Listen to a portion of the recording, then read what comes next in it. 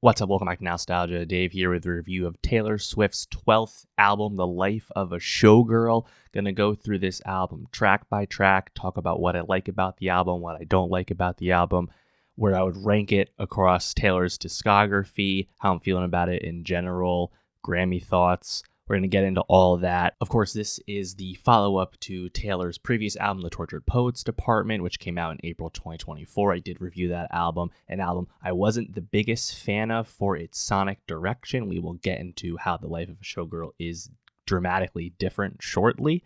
But of course, this has been a whirlwind Paramount year for Taylor Swift once again. Any year seems to be the case in that, but truly Taylor has accomplished a lot, seemingly vanquished all foes, whether that's announcing her engagement to Travis Kelce, of course, a personal victory, namely actually securing the master's rights to her original album recordings, thus in turn ending the process of her re-recording her previous albums under the Taylor's version guise. Of course, she has capped the Eras Tour, which was the most financially dominant concert music tour of all time, without really no peer in that regard. And she's actually back at the movies with a sort of album re-release type feature just this weekend only, a bit different than the Eras Tour film, which was more of a straight up concert film. There's been rumors of Taylor doing something at the Sphere in Las Vegas. There was, of course, obvious rumors attaching her to the Super Bowl. We know is now not the case, at least for next year. I think both of those things do make sense for her career down the line. But, of course, no rush in that department because Taylor is still just such a dominant figure. I mean, on Spotify monthly listeners, I think she was down to a whopping 12th, having not released any new music in the past 18 months, right? There was no single for The Life of a Showgirl. We seemingly only got the announcement a few weeks ago on Travis's New Heights podcast, and Taylor did give a hint or two to the subject matter on that podcast now that we've heard the album, but there has been really no promo apart from that. But of course, obviously she needs no promo. She needs no introduction. This will be the most dominant musical release of the year without question. And yeah, let's get into it. Taylor Swift's 12th album, The Life of a Showgirl, is a massive improvement on the Tortured Poets Department because Taylor has gone back to work with Max Martin and Shellback, their first time working together since Reputation in 2017. Taylor is making more inviting, light pop music, but this is certainly not a return to Red in 1989. However, I find The Life of a Showgirl quite successful. This is the combination of Taylor's songwriting strength that she's demonstrated over her last few albums, but taking that into a more pop-forward approach that begot her success 10 plus years ago. So it's a really nice combination of past and present with Taylor Swift, and it makes a lot of sense when Taylor's songwriting strength is again matched by capable and engaging production. Unsurprisingly, there's a lot of successful songs here. For me, the clear highlight is track 2, Elizabeth Taylor. That is a pop banger in every respect and up there for me in terms of great Taylor tracks. And right off the bat, as you go through the track list here, you get a sense of why this vibe is different with the first one, The Fate of Ophelia, which of course is a Hamlet reference that Taylor did allude to, hint to in that New Heights podcast announcement. I'll be honest, I got like a hint of Lana Del Rey in Taylor's early delivery on that song, which I like quite a bit. But simply like the horns that pop up on that track, the drums right away, you're like, this is different, right? The Tortured Poets Department, I did not like the way that album sounded really at all because it was monochrome, it was ambient, it was staid, it was, dare I say, vanilla. And Taylor still had great songwriting moments across that album. Granted, that was an album that was way too long and not edited, right? The Life of a Showgirl, thankfully, is quite concise as a record, 40 minutes. This time, the production is there to not lull you to sleep, right? And rather than giving Jack Antonoff coffee this time around, Taylor just went back to Max Martin and Shellback, right?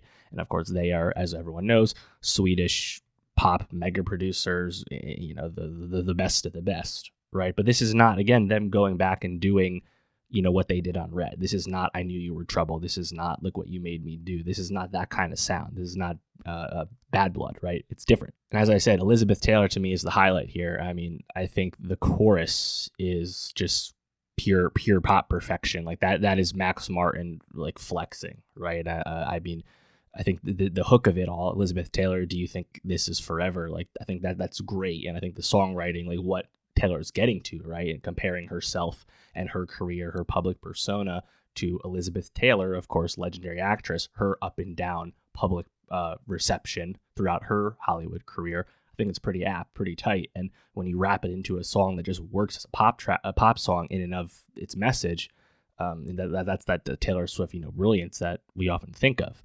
I think in general, this has kind of been like a vocals first type track on a lot of those verses, right? You have like these subtle strings, but then when you get to that chorus, those drums drop in.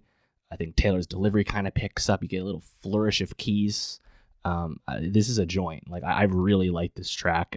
I think like that chorus specifically is like the best thing Taylor has done creatively since at least the Anti-Hero chorus, if not longer. Top two for like 2020's Taylor to me. Like I think that shit's so darn good.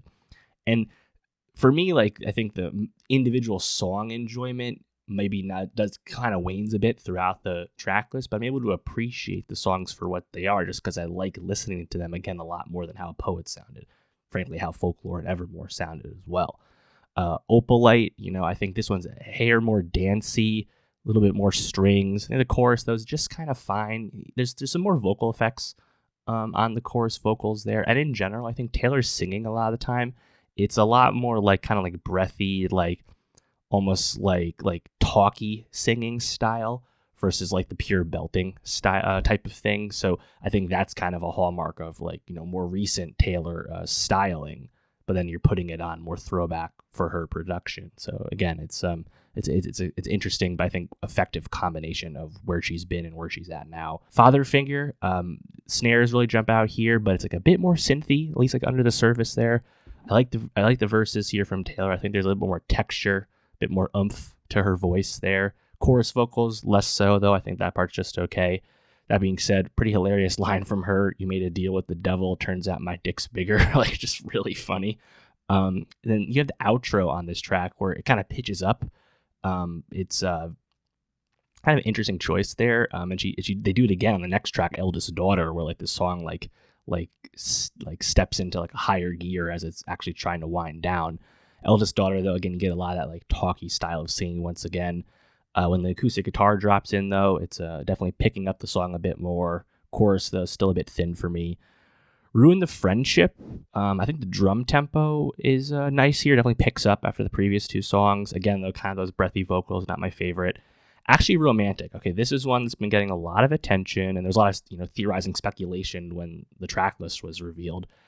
This track, just musically real quick, I think the guitar catches your attention right away. It's a song that's intentionally trying to present more bite, has more bass to it as well, and the seemingly consensus about its subject matter already, less than a day in here, is that this is about Charli XCX and seemingly a follow-up to Charli's song off Brat, Sympathy is a Knife.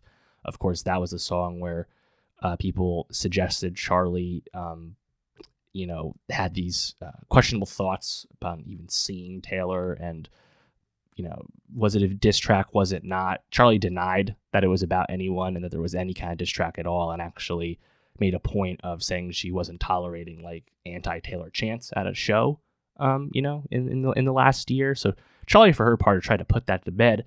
On the other hand, though, would Taylor Swift ever pass up an opportunity to be publicly petty, especially when given an opening like this? Obviously not.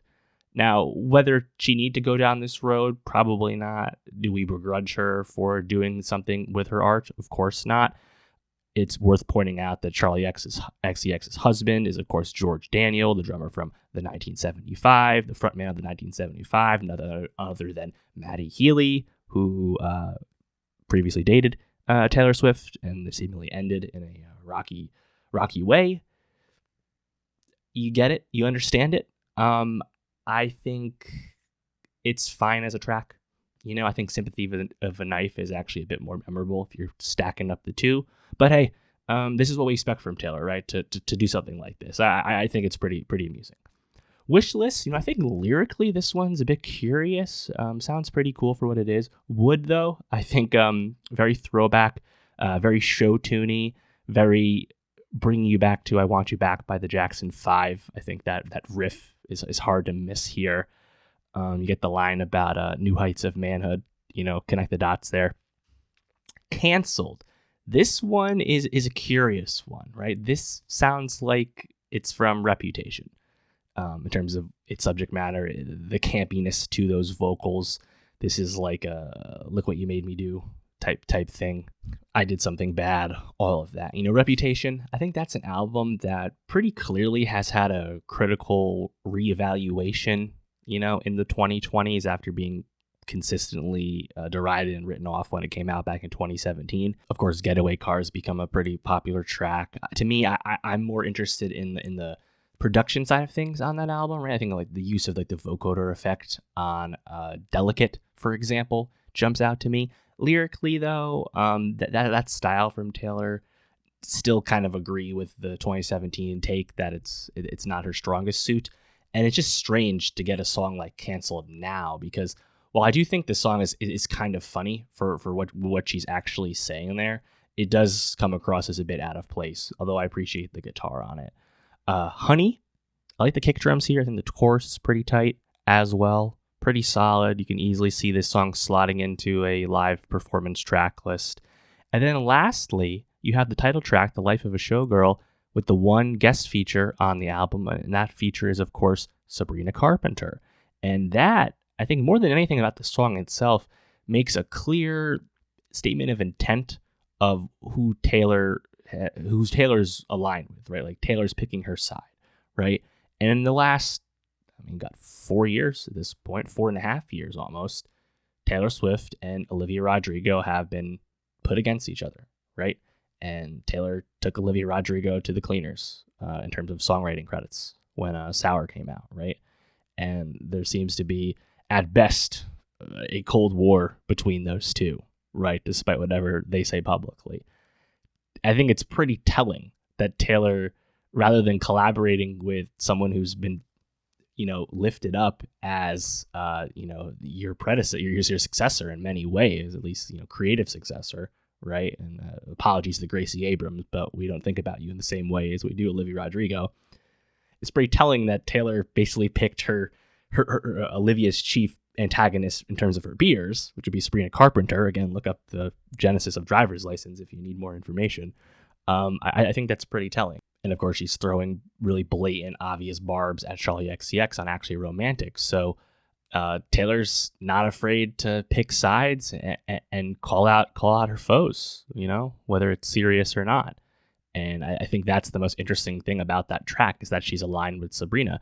And frankly, you could say Taylor's taken at least a little bit of creative inspiration from Sabrina, because I think there's a lot more of sexual innuendo and metaphor in that regard, but like with the explicit, more crass tone we associate with Sabrina's songwriting, that's here more than it usually is on a Taylor Swift album. That's here on The Life of a Showgirl. Like, again, think of a song like Wood, right? Taylor's usually not that frank, but maybe she's appreciated how Sabrina goes about it. Not sure. But yeah, I think this is a successful album for sure. To me, I like this album more than anything she's released in the 2020s, right? Folklore, Evermore, Midnights, The Tortured Poets Department. I think this is better than all those. It's different than all of them as well, right? I think the closest sonic contemporary you could throw out here is Midnights, but Midnights is just kind of like this at half speed. So to me, I think the true like comparison in terms of the discography is like, how do you like this album compared to, say, Lover? I think Lover, again, this is we're talking about release day here, but Lover, that's an album that I think definitely has higher highs, right? Like there's nothing rivaling Cruel Summer on The Life of a Showgirl. And of course, that's okay. We're talking about the 12th album from someone, right? And the fact that we think this 12th album is better than the last 4 in and of itself is a massive win when it comes to, musicians continuing to stay relevant and interesting creatively. So I'm happy with it. I think it's in at least her top half of her records. I think probably it really depends on how you feel about the stuff that's just not very poppy at all in the early part of her career. I leave that up to the Swifties. Let me know where do you feel about this early on? Original take, not holding you to the ranking. Let me know, how do you feel about The Life of a Showgirl? How would you rank it against the other records upon first listen here? And yeah, in terms of Grammys, I mean, obviously it's a contender, right? I mean, Taylor recently, a few Grammys back, had the record-breaking 4th album of the year win with Midnights, then got nominated, but of course didn't win for Tortured Poets Department, which was the correct decision. You'd have to figure this will end up getting nominated. We'll see. I think that the major takeaway here is that this is the beginning of the Grammy cycle, right? This will be the Grammys taking place in early 2027. So we're only like a month into that Grammy period. Notably, Sabrina Carpenter's Man's Best Friend was released at the very end of August this year, meaning it's the very last album, basically, to come out in the following Grammy period. So that is pretty obvious way to duck Taylor when she claimed that date.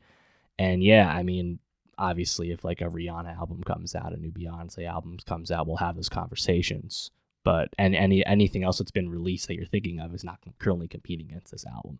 And of course, that'll change. There'll be big artists that'll release stuff. And actually, upon further reflection, Ed Sheeran's album that came out in early September would be competing against this. That'd be his album Play. We'll see about that. I don't know if the reception's quite the same, despite Ed's enduring popularity. But yeah, let me know, what did you think of Taylor Swift's 12th album, The Life of a Showgirl? What do you want to see Taylor do next? I mean, I can't imagine her immediately going on another, 5-continent, 200-ish date show, concert tour, like the Eras tour. Like, obviously that's going to take some time to get back to that. So I think the Sphere made a lot of sense as like a residency, something more easier and convenient for her to do. What are you expecting? I mean, I would not begrudge her for taking some time away. I frankly, this album came a little faster than I expected, right? Less than 2 years. What do you want to see Taylor Swift do next? Let me know. And for more music reviews, more pop reviews, subscribe, and I'll see you next time.